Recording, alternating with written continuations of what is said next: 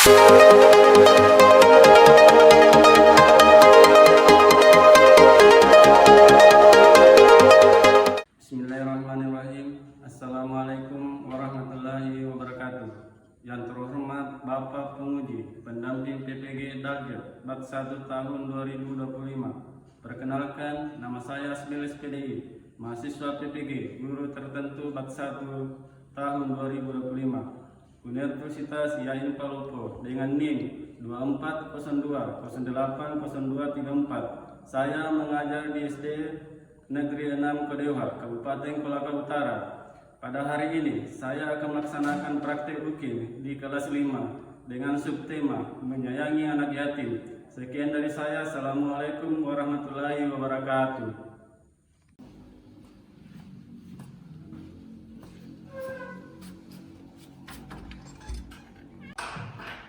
Assalamualaikum warahmatullahi wabarakatuh.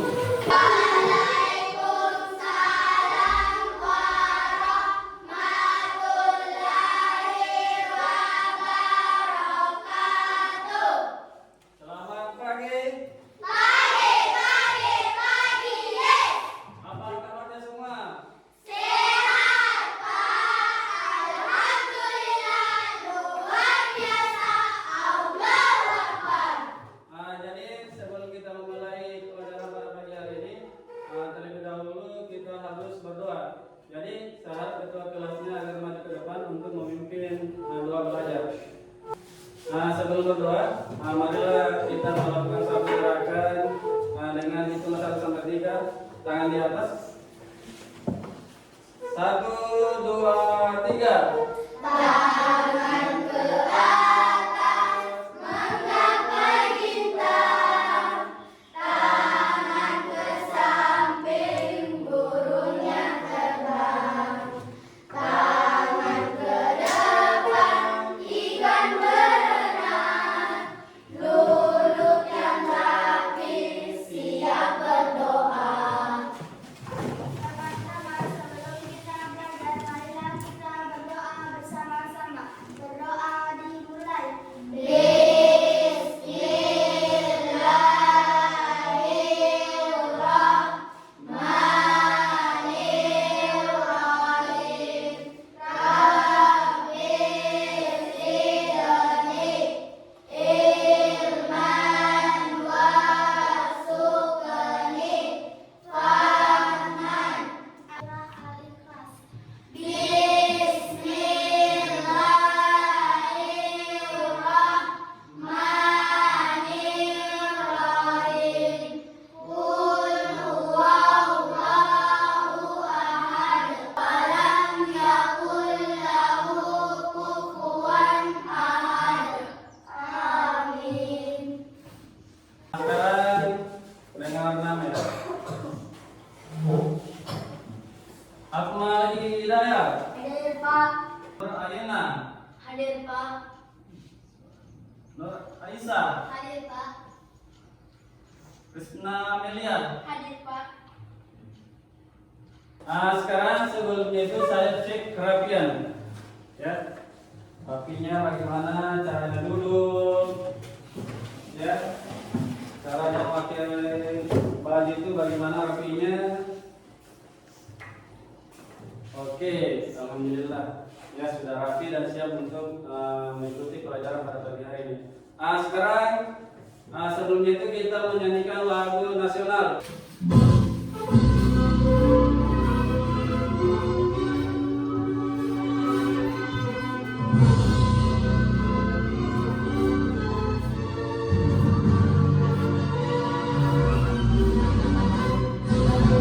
Garuda Pancasila, aku tak menunggumu. Kami proklamasi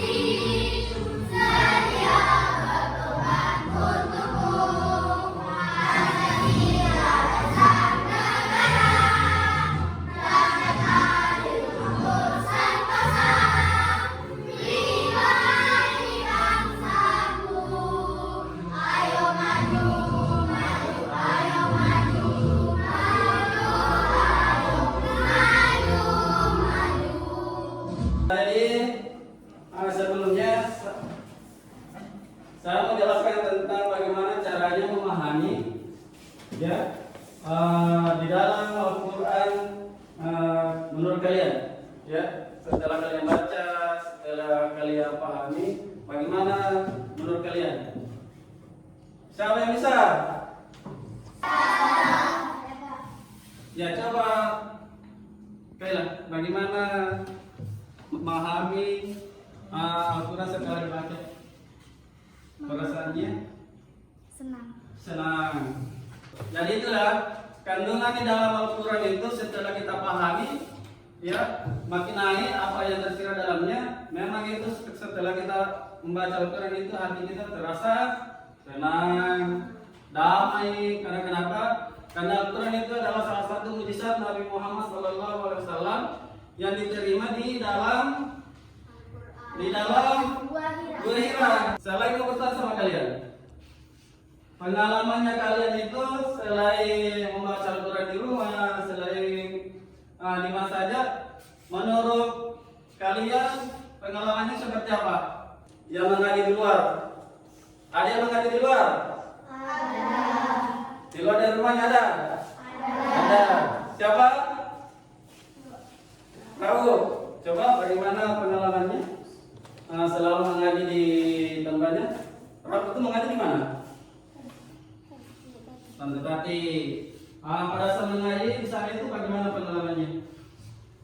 Selasa Rabu Jumat itu tilawah. Oke. Terus? Yang hari biasa itu penjelasan. Oke, tepuk tangan dulu.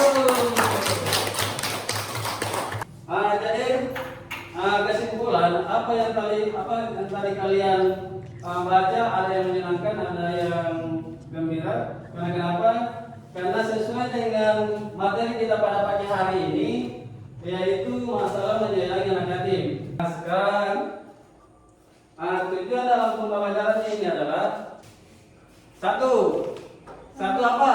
Memahami pentingnya menyayangi anak yatim. Nomor dua, Mengetahui dalil tentang anak yatim. ya mengetahui dalil tentang ayat ya yatim. Dalilnya itu yang mana? Al-Maun. Al-Maun itu adalah salah satu surah yang berhubungan dengan anak yatim. Oke. Nah, sekarang buka bukunya. Dibuka bukunya halaman 1.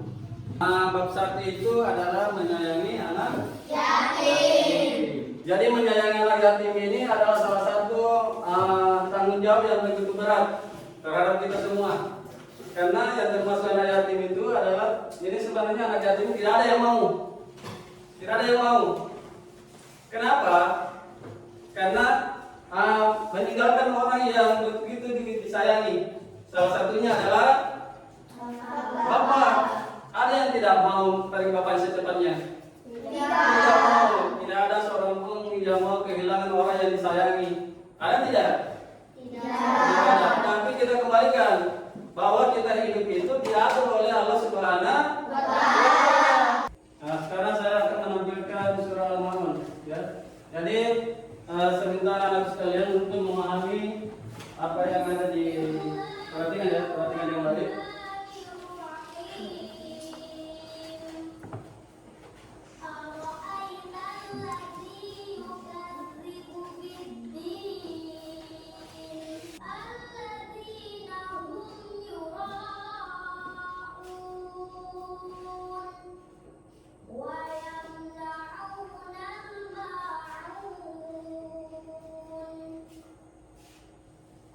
Jadi saya minta sama anak-anak sekalian, sekarang kita baca bersama-sama ya. Ya, ikuti di atas. Terus di atas.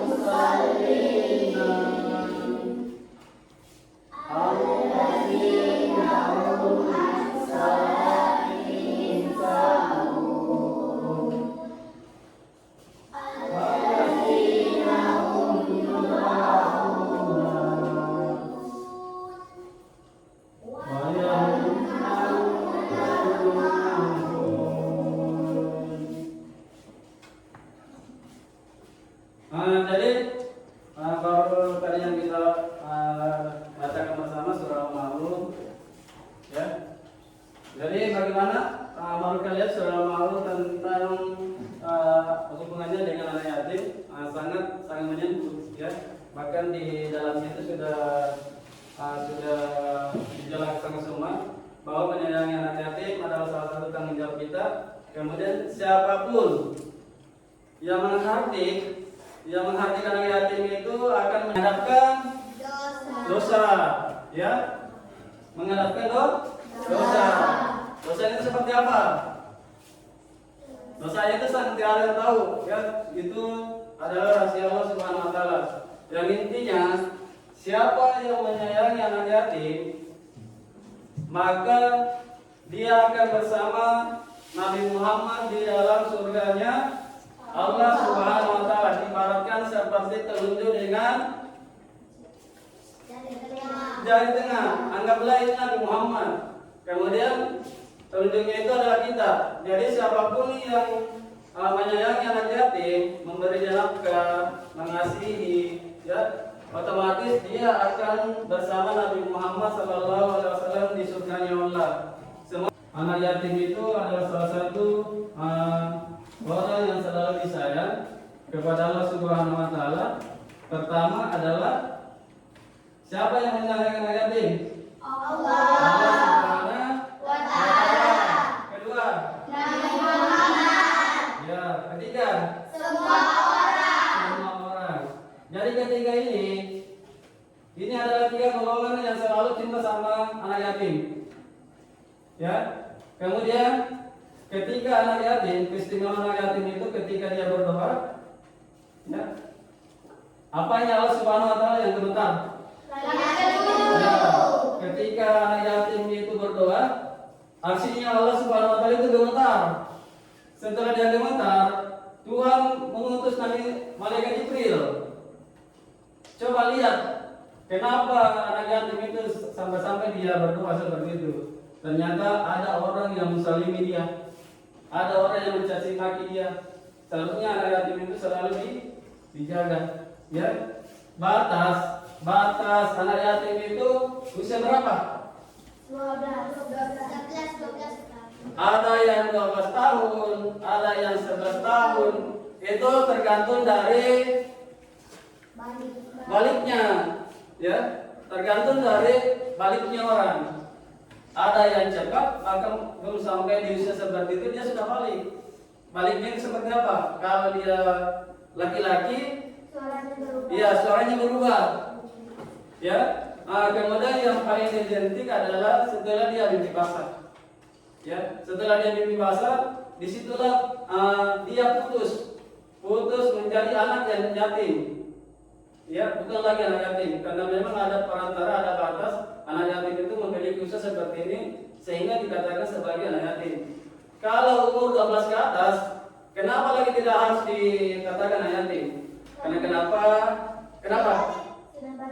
Karena sudah balik. Yang lainnya sudah dewasa. Terus?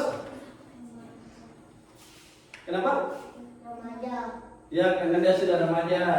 Jadi semuanya jawabannya bagus, beri aplaus dulu. Ya. Jadi kesimpulan dari itu, batas usia anak yatim itu minimal itu umur 12 sebelum dia balik. Ya, sebelum dia balik. Kalau perempuan, ya, setelah dia haid berarti masa anak yatim itu dia akan hilang begitunya. Ya, dia hilang berarti tidak layak lagi untuk disantuni. Ya, tidak layak lagi untuk disantuni, untuk diberi makan, diberi hadiah, diberi berupa apa saja yang dapat membantunya. Ya, jadi itu ya. Jadi saya bagi kelompok, ya. Kelompok 1 waktu itu ya, baru pindah ke sini karena ya di sini sana bagus banget. Kemudian IPA, Oke. Kemudian Mahesa. Mahesa Nuralita. Oke.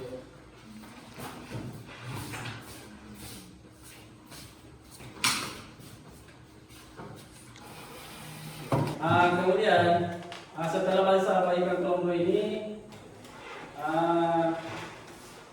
saya lagi mau tulis satu persatu yang termasuk menghafal surah Al-Maun. Ya, ada yang hafal surah Al-Maun? Coba Kansa ayat pertama. Bismillahirrahmanirrahim. Ara'aital ladzi yukadzdzibu biddin. Tahukah kamu orang yang mendustakan agama? Tepuk tangan dulu. Ya, kemudian ayat kedua, ada yang bisa? Ayat kedua? Ya, coba. Fadzalikal ladzi yad'u yatim. Maka itulah orang yang menghafal anak yatim. Ya, tepuk tangan dulu. Kemudian lanjut.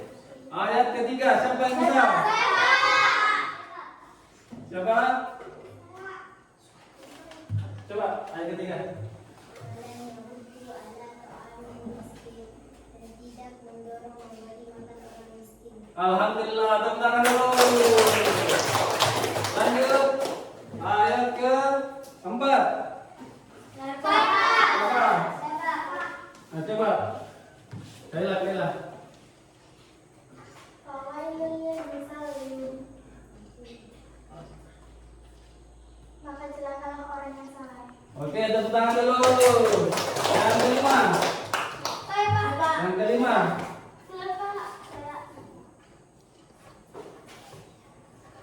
Siapa yang bisa? Coba Citra. Artinya? Oke, tepuk tangan dulu. Yang keenam. Yang keenam Ainda. Yang berbuat ria. Oke, tepuk tangan dulu. Yang ketujuh. Siapa yang ketujuh? Coba Ipa. Oke, tepuk tangan semuanya.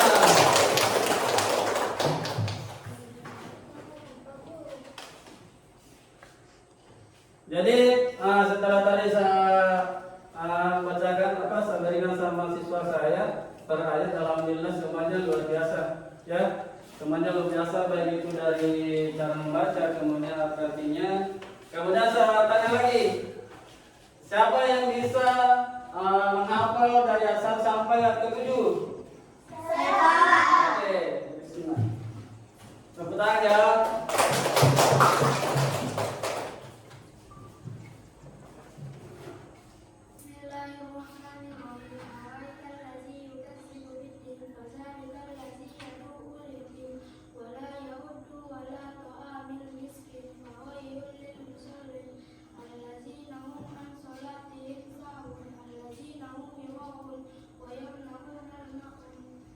Tepuk tangan dulu.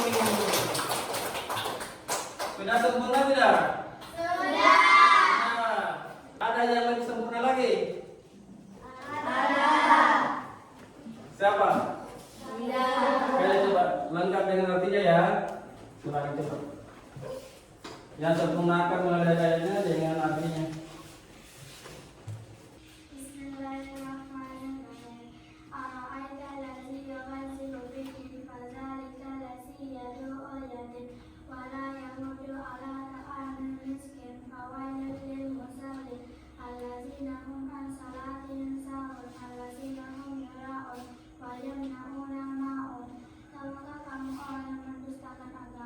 Maka itulah orang yang menghardik anak yatim dan tidak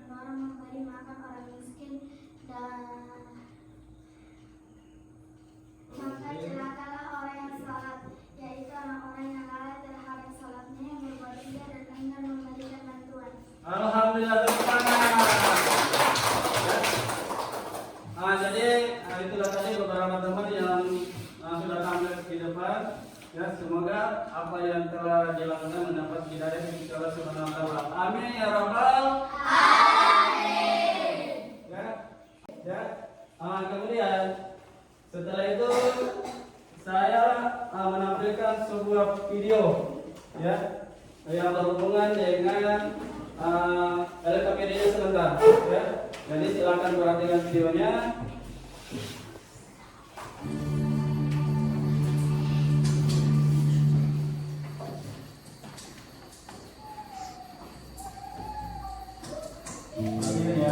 Ajar baik kesehatan aja.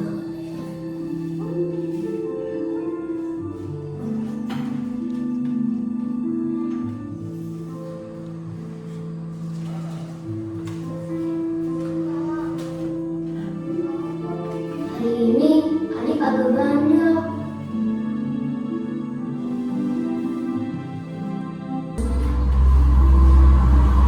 Kan bahaya kalau tangisnya kedengeran.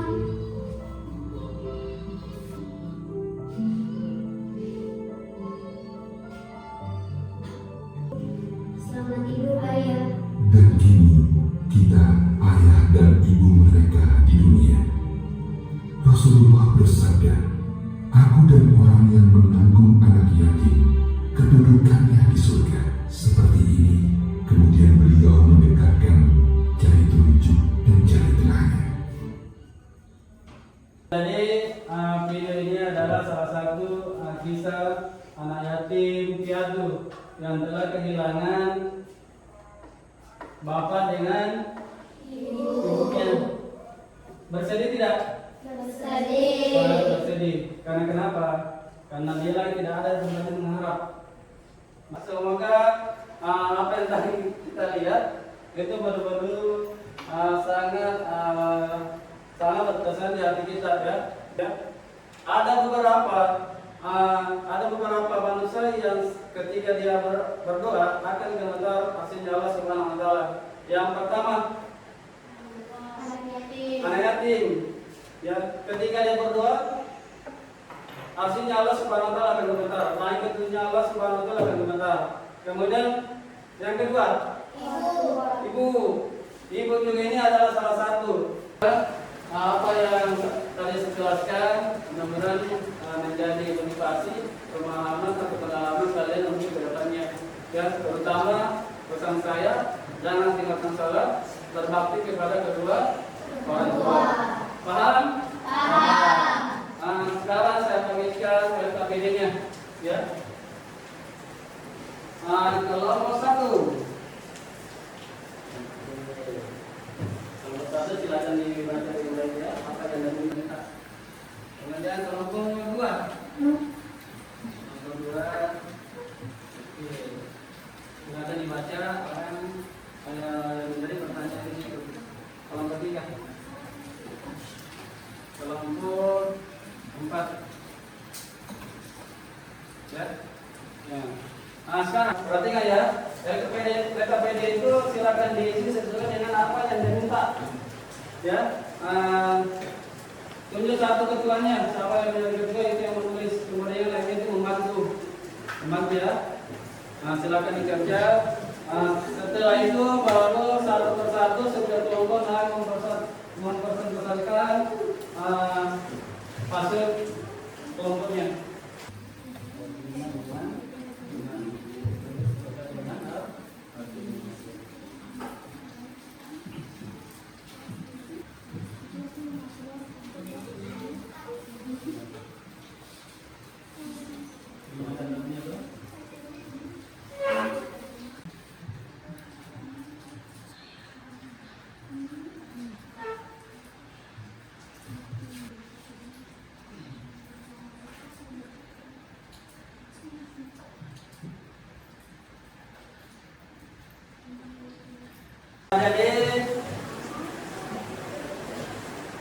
Jadi saya suruh ketua kelompoknya, ketua kelompok untuk dari depan menampilkan atau menjelaskan apa yang tadi menjadi pertanyaan di soalnya. Sekarang saya tunjuk ya. Katanya kelompok 1. Tuliskan arti ayat 1 dan 2 pada surat Al-Ma'un. Tahukah kamu orang yang memusnahkan agama? Soal nomor 2, nomor 1. Benar. Benar. Tepuk tangan dulu. Kemudian kelompok kedua. Cahaya pada surat Al-Ma'un yang artinya dan tidak mendorong memberi makan orang miskin. Fala yahudu ala ta'alu miskin. Bagaimana benar? Benar. Tepuk tangan dulu. Dan kelompok 3. Di atas adalah ayat ke pada surat Al-Ma'un ayat ke-7. Ini ayat ke-7. Tepuk tangan dulu. Ya, kelompok keempat. Karena tidak pada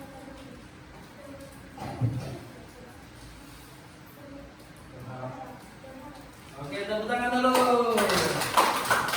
Ya, jadi itulah tadi perkelompokan yang di atas menjelaskan tentang apa yang menjadi pertanyaannya.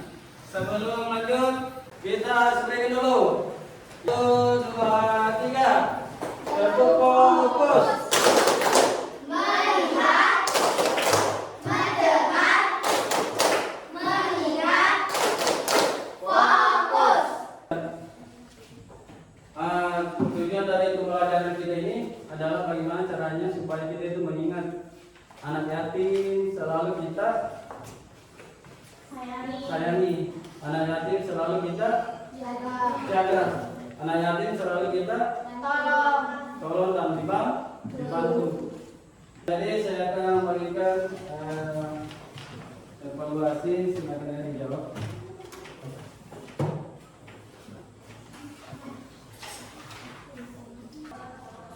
Jadi pekerjaan silakan dikumpul dari satu orang yang berkarakter benar.